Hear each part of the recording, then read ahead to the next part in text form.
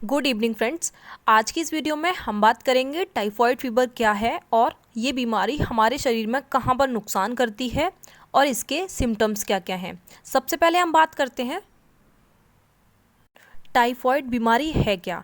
ये जो टाइफॉइड बीमारी है ये हमारे शरीर में हमारी आंतें जो होती हैं इंटेस्टाइन उसको अफेक्ट करती है और इसकी वजह से पेशेंट का जो पाचन तंत्र है, डाइजेस्टिव सिस्टम जो है वो बहुत ज़्यादा वीक हो जाता है। और टाइफॉइड फीवर होता कैसे है? एक बैक्टीरिया है साल्मोनेला टाइफी, पैराटाइफी ए और बी, ये दो बैक्टीरिया हैं जिनकी वजह से टाइफॉइड फीवर होता है। और ये बैक्टीरिया हमारी बॉडी में ओरल रूट के थ्रू एंटर करते हैं, मतलब हमारे मुंह के थ्रू एंटर करते हैं। नेक्स्ट हम बात करते हैं टाइफॉइड होता क्यों है। ये पेशेंट का एक क्वेश्चन होता है कि टाइफॉइड फीवर मुझे बार बार क्यों हो रहा है। ज़्यादातर ऐसा ही होता है लोगों के साथ। ये मैं आपको बताऊं, जो ये टाइफॉइड फीवर है ये कंटामिनेटेड फूड और वाटर की वजह से, कंटामिनेटेड बेवरेजेस की वजह से होता है। ये हमारे ओरल रूट के थ्रू हमारी बॉडी में एंटर करते हैं और टाइफॉइड कॉज करते हैं। अब ये स्प्रेड कैसे होता है, फैलता कैसे है? इसमें क्या होता है, जब कोई एक अफेक्टेड पर्सन होता है जिसे टाइफॉइड हुआ है, वो पर्सन टाइफॉइड के बैक्टीरिया को शेड कर रहा है स्टूल से या फिर यूरिन से। वो पर्सन बिना हाथ धोए किसी भी चीज़ को छुएगा, खाने की चीज़ को, तो वो बैक्टीरिया को उसमें पास करेगा और जो नॉर्मल पेशेंट होगा उसको भी टाइफॉइड हो जाएगा जब वो उस खाने को छुएगा और खाएगा। जब वो उस फूड को ट्रांसमिट कर देगा, बैक्टीरिया उसके फूड को टच करेगा, बैक्टीरिया पहुंच जाएगा। अब उस फूड को कोई भी इंजेक्शन करेगा तो बैक्टीरिया उसके अंदर चला जाएगा, फिर इससे टाइफॉइड फीवर हो जाता है।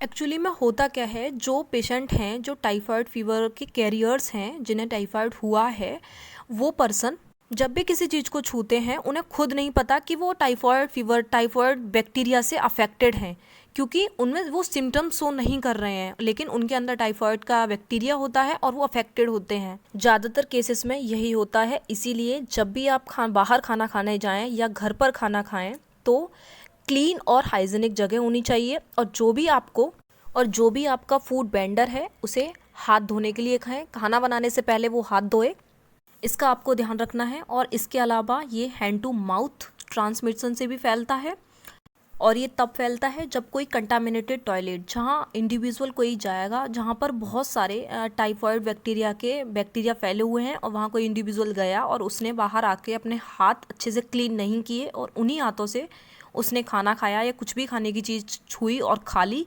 उससे भी ये टाइफी हमारे अंदर जा सकता है। साल्मोनेला टाइफी, पैराटाइफी बैक्टीरिया, इन सब बातों का आपको ध्यान रखना है। अब हम वो चीज़ जान लेते हैं कि हम टाइफाइड फीवर्स होने से खुद को कैसे बचा सकते हैं। इसका सबसे पहला और मेन ये है कि जब भी हम किसी भी जगह पर खाना खा रहे हैं वो जगह एकदम क्लीन हाइजीनिक होनी चाहिए और हमेशा अच्छे से हाथ धोकर खाना खाएं। इस तरीके से आप टाइफाइड फीवर होने से खुद को बचा सकते हैं। नेक्स्ट बात करते हैं कि टाइफाइड फीवर के सिम्टम्स क्या क्या हैं। इसका सबसे ज़रूरी और मेन सिम्टम क्या है कि आपको सबसे पहले बुखार आएगा। जब भी आपके अंदर साल्मोनेला टाइफी और पैराटाइफी बैक्टीरिया अंदर जाएगा, उसके 7 से 14 दिन बाद आपको बुखार आना शुरू होगा। मतलब इसके 7 to 14 डेज़ बाद बुखार जो होता है वो डेवलप होता है। ये फीवर कैसा होता है, ये कंटिन्यूसली इंक्रीज़ करता है, ग्रेजुअली इंक्रीज़ करेगा। मींस मॉर्निंग में आपको, मतलब नेक्स्ट मॉर्निंग ये ग्रेजुअली डाउन कर जाएगा, और जैसे ही मॉर्निंग होगी फिर हल्का हल्का तेज़ और ये शाम तक तेज़ हो जाएगा और फिर ड्रॉप कर जाएगा। ऐसा ही नेक्स्ट मॉर्निंग से होगा।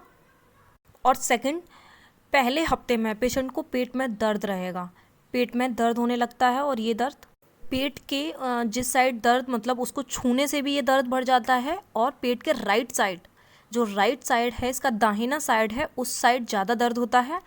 और इसमें कब्ज, कॉन्स्टिपेशन स्टार्ट हो जाता है, मतलब कब्ज, बदहज़मी होती है। और इसके अलावा पेशेंट को खांसी आती है, सूखी वाली खांसी आ सकती है, और चक्कर और वीकनेस रहेगी, और हेडेक होगा। फ्रंटल हेडेक होता है, मतलब सामने वाली साइड में ही दर्द होता है सिर में। और इसके अलावा इसके लास्ट वीक में फीवर 104 डिग्री फ़ारेनहाइट तक हो जाता है, और पेशेंट के उसके बाद पेशेंट के चेस्ट पे लाल कलर के थक्के बन जाते हैं, रेड रोज बोलते हैं इसको। ये जो रेड स्पॉट्स होते हैं ये कुछ टाइम बाद छाती से नीचे की साइड जाके कुछ दिन बाद अपने आप से डिसॉल्व हो जाते हैं, डिसअपियर हो जाते हैं। और टाइफाइड के दूसरे हफ्ते में क्या होता है कि पेशेंट को अपना पेट फूला फूला नज़र आता है, लगता है पेट फूल रहा है। और इसके अलावा जो पेशेंट की स्प्लीन होती है, ये राइट साइड पे जो स्प्लीन है ये इसका साइज़ बढ़ जाता है, इसकी वजह से पेशेंट को बहुत ज़्यादा प्रॉब्लम होने लगती है और ब्रेडिकार्डिया जैसे सिम्टम्स मिलेंगे। और थर्ड वीक में पेशेंट को भूख नहीं लगी, एनोरेक्सिया हो जाएगा थर्ड वीक में और बहुत ज़्यादा उसका वेट लॉस होने लगेगा, सांस लेने में प्रॉब्लम आने लगेगी और जो आँखों की कंजक्टिवा है वो उससे मतलब प्रॉब्लम आने लगती है, उसमें दर्द रहता है। इसके अलावा पेट की समस्या और ज़्यादा बढ़ जाएगी उसके बाद इसमें डायरिया की समस्या बहुत ज़्यादा बढ़ जाएगी, ग्रीन कलर में दस्त होंगे। और सीवियर केसेस के अंदर जब गंभीर रूप ले लेगा टाइफाइड, उसमें क्या होगा, जो पेशेंट की आंतें हैं उसमें से ब्लड आने लगता है। कई बार क्या होता है कि बहुत ज़्यादा जब गंभीर रूप ले लेता है उसके बाद जो पेशेंट की आंतें हैं वो फट जाती हैं, इसको इंटेस्टाइनल परफोरेशन कहते हैं। ये बहुत ही गंभीर बीमारी है, बहुत ज़्यादा सीवियर केस हो जाता है। इसके बाद पेशेंट को पेट की सर्जरी की भी ज़रूरत पड़ सकती है और हार्ट में भी सूजन आने लगती है। ये सारे सिम्टम्स हैं टाइफाइड के। टाइफाइड फीवर हुआ है किसी को तो बिल्कुल भी